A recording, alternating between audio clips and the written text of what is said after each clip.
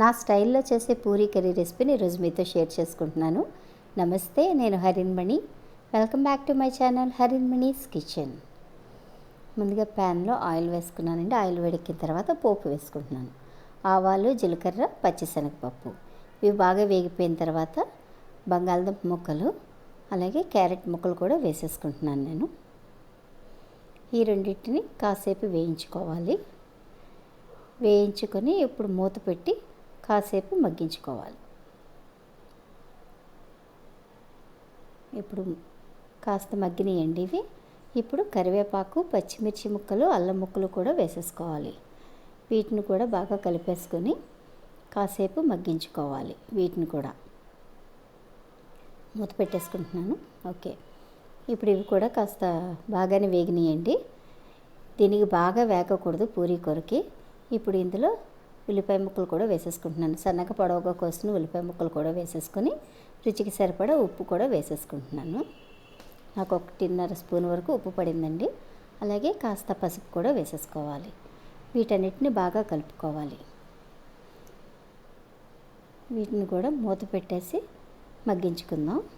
ఈ పూరీ కూరకి ఎక్కువగా ఉడికిపోకూడదండి. అంటే బంగాళదుంపలు అయితే ఉడకాలి కానీ ఉల్లిపాయ మాత్రం ఎర్రగా వేగకూడదు.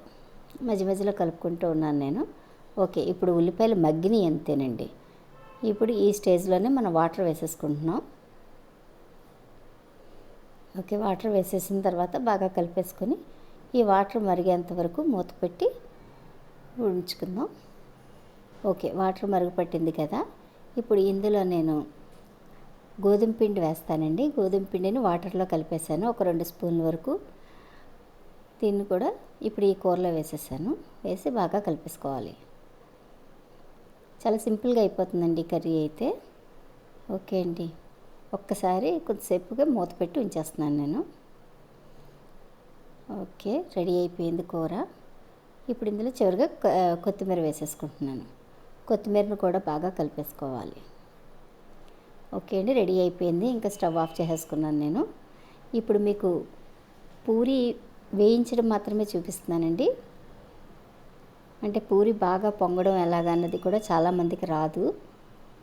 నాకు వచ్చిన స్టైల్లో నేను చెప్తున్నాను. ఓకే, పూరీని వేసిన తర్వాత గరిటతో దానిపైన అలా అదుముతూ ఉంటే చక్కగా పూరీ పొంగిపోతుందండి.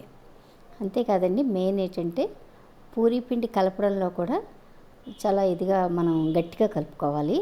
చాలామంది నూనె వేసి పిసికి అలా కలుపుతారు, అలా చేయకూడదు. ఓకే, రెండో పూరీ కూడా ఎలాగ వేయించాలో చూపిస్తున్నాను.